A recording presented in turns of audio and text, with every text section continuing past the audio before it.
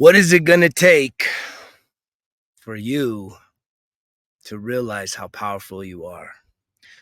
Welcome to the Results Kill Excuses show. I'm your host, Greg. I've been getting on here talking about life. Whose life? My life. And guess what? Your life. The one life that we got right here, right now.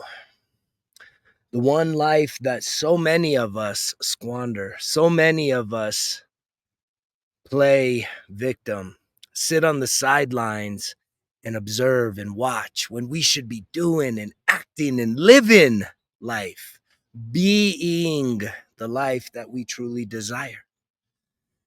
And it's my greatest gift that I've given to myself, which was the gift of self-mastery. What do I mean by self-mastery? I'm talking about self-mastery of our emotions, because a lot of times the philosophy that I present to you is for us to improve our health mentally, emotionally, spiritually, and physically, aligning those four parts of ourselves. That could also be thought of as the mind, the heart, the soul, and strength, right? And I know through my own experience, which prior to 2012, when I hit rock bottom,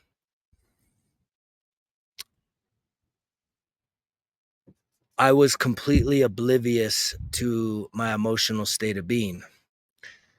And I'll also tell you that throughout the 12-year healing, growth, seeking the therapy, saying no to the vices, I've had to continue to grow and heal and expand and get into uncomfortable situations each and every day, because I got rid of the big two things that were holding me back at that time in 2012.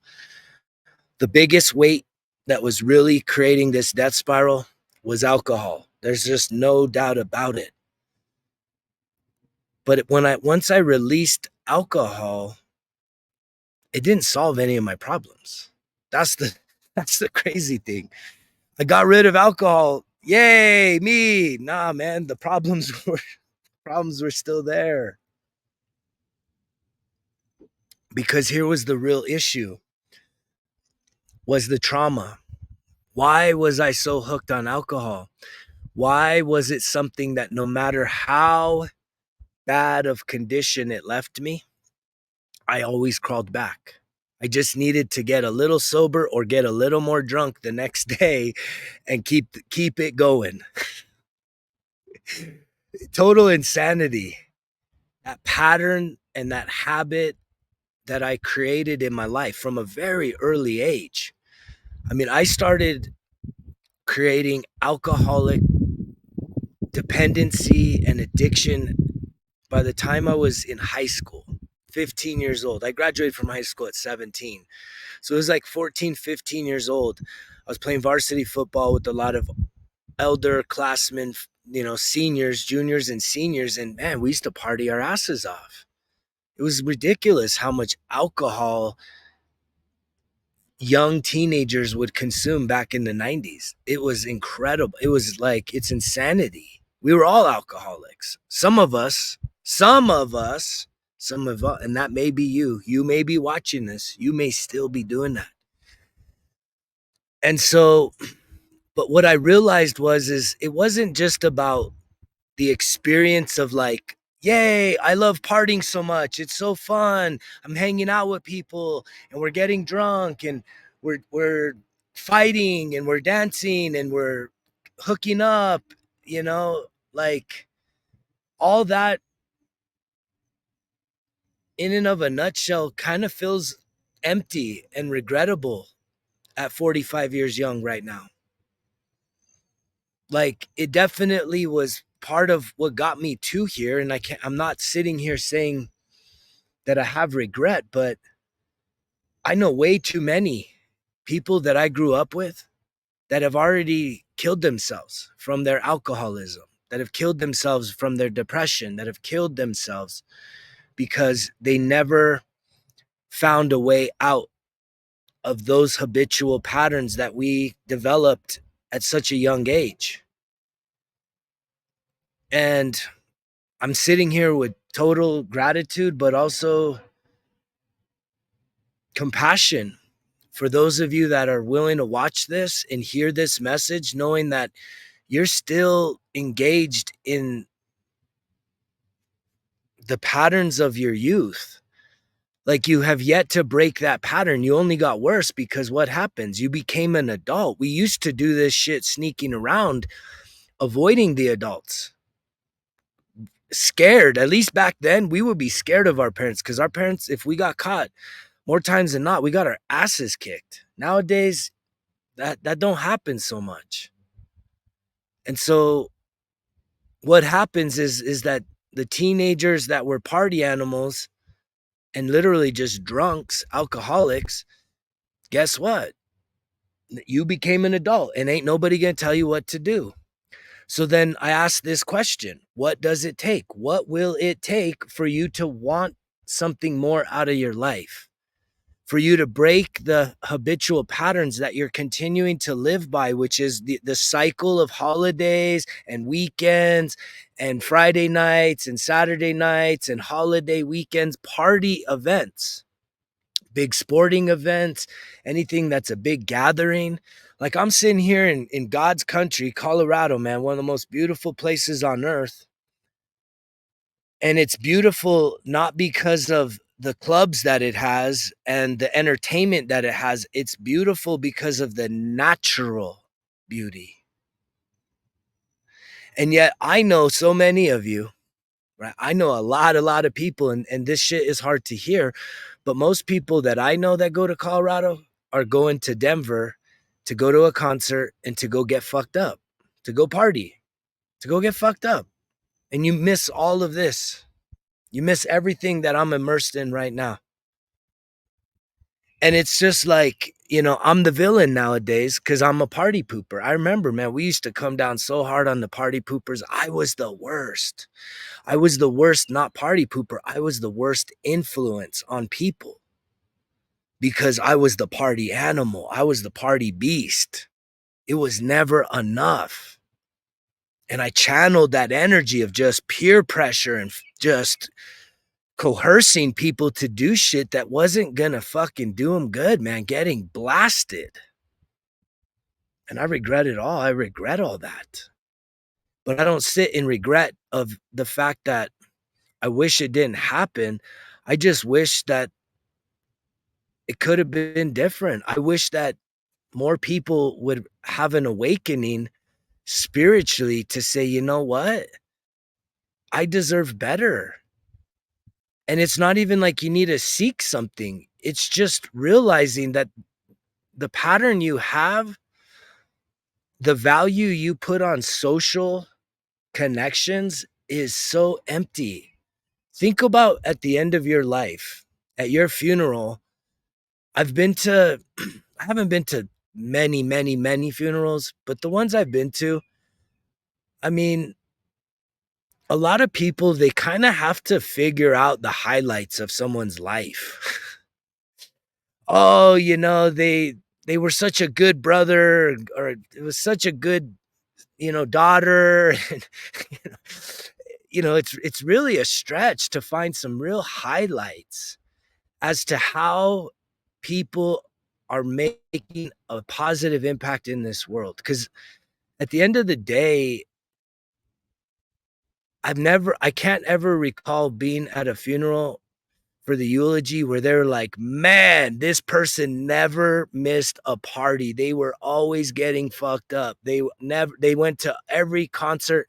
I've actually heard a few of those. Oh man, they were always the life of the party. I have been to a few of those. And if that's what you're in it for, then carry on, man. Carry on. There's nothing that I have to offer you, right? Other than just, I send you love, I send you peace, I send you strength, I send you more happiness. But I'm really putting the message out there to challenge people to want more, to expect more out of life, to start breaking up with these bad habits, these patterns that leave us feeling worse off. And the question is, we just had this huge holiday here in the US. It's really one day, but it really extends for a whole weekend. Everybody tries to stretch it out.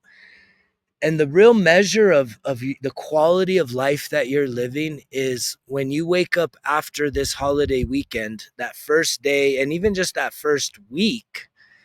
Like, are you re-energized? Are you reinvigorated? Are you ready for more life, more abundance? Have you set yourself up for success? Have you set yourself up to be a better version of you this week versus who you were last week? That's the real measure. Or are you continuing to punish yourself mentally, emotionally, spiritually, and physically by doing things that are what I would call low vibration? They're low frequency activities like partying, like ingesting drugs and alcohol. And if that's what it is for you, then so be it. But I'm going to keep advocating, I'm going to keep standing up, and I'm going to keep speaking this message. I'll keep speaking this message in hopes of reaching you when you're ready. But that's what it takes, right? When I ask the question, what does it take? It's going to take you being ready. You may think that you're just being pretty and having so much fun and you're just like the little social darling for the rest of your life. But at some point in your life, that shit is going to get so old and empty. All of those empty experiences are not going to, they haven't filled you up. And you know this because what it has done is it's caused you to waste a lot of your vital life force energy on really putting in the work on the purpose why you were put on this planet. Right? You weren't given this gift of life to just be a fucking party animal, to be the social darling of social darlings. Like, we're literally put on this to experience life and to create something by utilizing our God-given gifts and our talents. And trust me, you're not flexing your God-given talents in a state of inebriation, in the midst of a bar or a concert or a club or wherever you feel like you need to be. A wine festival. The wine festival was the big thing this week. Everybody's now a wine connoisseur. And it's just like, good for you. But in your heart of hearts, you know that that's not your true calling in this life. That's not what you're not. There's no peace. And that's why you got to keep doing it, because you are running from your calling. You're running from your purpose. And the thing that I'm grateful for is that if you're watching this message, whether you know me from the past or don't, if you're new here, I welcome you to this table. I welcome you to this community. Right? I truly believe this, that God has already put me on a global stage.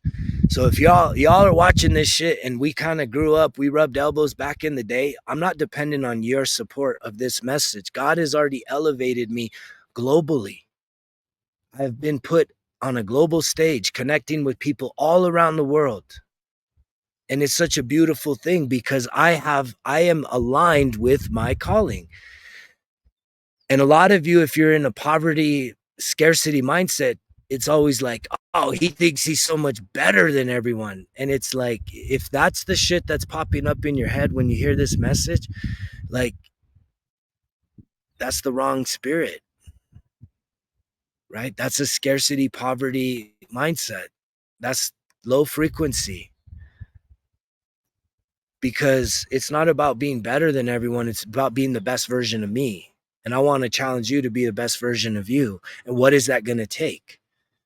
What is it going to take for you to finally turn and pivot in your life and reevaluate your priorities? Start setting some real goals and really have some stick-to-itness that you're willing to fulfill your goals, fulfill your calling, overcome some adversity, get punched in the face because you're not just getting fucked up, right? And in the wrong crowds, but you're getting punched in the face spiritually because you need to prove that you really want something that you desire, that you deserve, that is your birthright. It doesn't just get handed to you. Someone posted a meme today that hit hard. It says so many people that are flat out lazy are also sitting there complaining that life is unfair and that they can't ever get a break. But like, what are you willing to do? What does it take for you to truly start believing that there is so much better than just the bullshit? It literally takes zero effort other than just it wastes so much of your life force energy to go and party. It's wild. And there's a stigma, right? That somehow being sober is not cool. And I'm so grateful that right now, as a time such as this, that sobriety is becoming the hip thing. It is the counterculture thing. It is the thing where it's like, holy shit, I can't run to drugs and alcohol. What do I need to do now? Oh God, what am I going to do? Oh, I'm going to be so uncool. Oh my God, I'm not going to have any friends. And it's like, are you kidding me? I have the greatest time of my life every single day. And I never have to sit there with like, recovery of fucking poisoning myself, of hanging over myself, or of of regret of making bad decisions, being in an altered state of being. I don't have to sit and regret any of that. I may have to like take care of my body, do some stretching, right, to let my body heal and recover from some of the things that give me life. And just because there's something that makes me feel alive and passionate about, that don't mean that you got to do the same thing. But here's the thing, so many of us, what does it take? I was thinking this yesterday, is when I was hiking up the mountain, I really, really, really love the hiking culture. People that are outdoors hiking, they're usually not all fucked up. Like it takes so much effort to get up that mountain. There's a lot of people that when they get up to the top, their celebration is they crack a beer. Um, which again, I don't support that. I cracked a natural energy drink, yerba mate. But so be it. I just still enjoy the culture of people that are like encouraging each other. And man, I'm telling you, everything from little kids, 6 years old, climbing up that mountain to some biggies, some real big obese people, young and old, everything in between. And that's always encouraging. That's always inspiring. People picking each other up, high fives, knuckles. And I think what so many of you, especially if you're men, if you've made it this far in this message, dig in, dig in. I could just be getting started, but I'm not. I'm not going to go all day. I wish I could. I wish you guys had the attention span to listen to this message all day because I have so much to share, because I'm so passionate about inspiring change in the lives of other humans, showing you what's possible, right? Blowing away the impossible, right? Smoke and saying, look, this is possible. If I can do it, you can do it. If another human has done something that you're seeing, you can do it. That's how powerful this shit is. But something that men are really missing, and I had a moment on top of that mountain with 3 guys, and we were all helping each other. One guy needed water. I gave him water. A wind gust came and my hat flew off, and the other guy went in, like literally I thought he was gonna fall off the mountain, like grabbed my hat, like sprung into action and like grabbed my hat. It was the craziest thing. And yet one thing I realized that so many men in modern society are missing is our tribes. We're absolutely missing tribes, and yet where most men are turning for tribalism is in professional sports.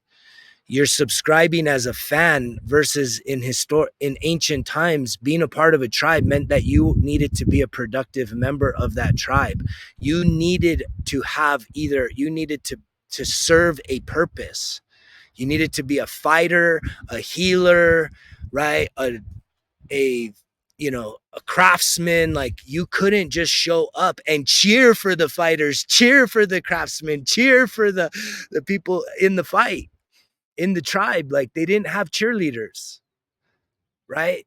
Men needed their tribe, and they were an integral part of it. And yet our tribalism in modern society is we're cheerleaders, which this shit is going to break a lot of you, and you're going to stop listening if you find yourself as a fanatic. Because the truth is that a lot of you think you're alpha men, and you're not. If you are a fan, and I'm going to preface this, if you are a fanatic like I used to be, here's the 3 stipulations that you should have before you give any more of your time to cheering on other men. Is you need to have your health and nutrition in check. You need to have your house in order, and you need to have your wealth established. You need to be a provider. Unless you have those 3 things, you should absolutely, under zero circumstances, be investing any of your most precious resource. What is it? What's your most precious resource? It's time. How can you be investing your time cheering on another man, maintaining his health and wellness, having his house in order, and obviously establishing an incredible amount of success and wealth and abundance in his life?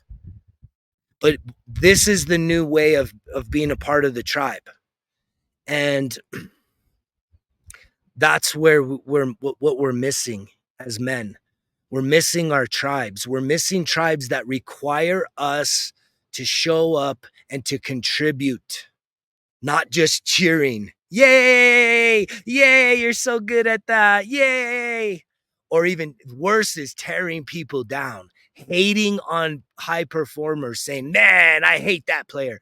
That is a reflection of you and your own self-image. When you literally have the time and energy to hate, I don't have no hate for nobody. Zero. Why? What is the point of hating somebody? You go do you. I'm going to do me.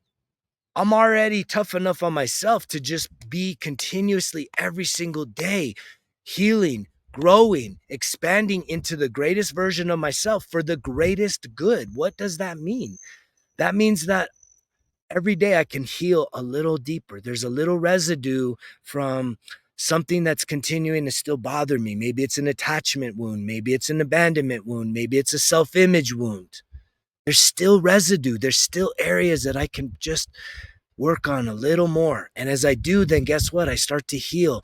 And then there's some things that I can say, man, I'm a little afraid to do this, or I'm a little resistant to doing this thing. You know what? Growth is stepping up and taking the challenge, saying hi to the person that I'm attracted to, being a leader, getting into an uncomfortable situation, going in some cold water, some hot water, climbing up a mountain, whatever it is that you need to get into an uncomfortable situation and to embrace a challenge. There's growth. And then expanding is combining those 2 things and saying, you know what? I'm going to continue to hold myself to the highest standard possible because I want to be the torchbearer. I want people to realize that, there is a better way to do life. And I believe that right now, as hard as this world is,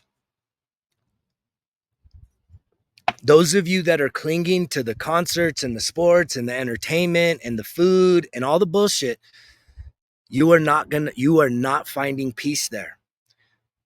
When you are there by yourself and being honest with yourself, your conscience is not giving you any rewards. You are still uncomfortable with who you are. You are seeking and you are not finding. You continue to seek this experience and it comes and goes, and then you're still stuck. You're seeking another experience. It comes and goes and you're still stuck. You're seeking another experience. It comes and goes and you still feel this same lack. And I believe that God is doing this on purpose because he is literally pulling out the rug, pulling out the chairs from underneath us, that we would finally start to receive a message such as this, where it's time to release the vices, heal our emotional wound, and step into our divine birthright. Please consider joining me. And if you are listening to this message and it's resonating with you, it doesn't matter if you're a man or a woman, right? Open yourself up. Ask God before you go to bed tonight. Ask God, what is one thing I know I could do that if I did, it would start to improve my life instantly? And shut up and just get as quiet as you can. Focus on your breath, and you're going to start getting the answer. It may not be what you want to hear, but you got to trust that still, quiet voice when it gives you the answer. And it's a scary thing. And that's why I'm here for you, because I am doing just this thing, building community, building a tribe of like-minded spirit warriors that are looking to challenge themselves each and every day, pick each other up, encourage each other to become the best version of ourselves. If you haven't done it yet, subscribe to the channel, comment down below, be seen, be heard, share this message with someone that you know could use some inspiration, some encouragement, and also a big dose of challenge cookies in order to what? Become the best version. That's where the growth is when we are challenged. And when someone tells you the truth, that is absolutely the most unconditional form of love that you can ever receive. When people are just bullshitting you and telling you, oh, you look so pretty, oh, you look so handsome, and you know that it's not, it's lies. And it's because it's like this false sense of security, this false seeking. And it's time to truly become the sexy, the handsome, the powerful, the energetic, the vibrant, truest version of yourself. The Results Kill Excuses app is on Apple as of today. If you haven't, please check it out. 3 magic words: results kill excuses. Transform your sick and tired into optimal and unstoppable. Greg's out.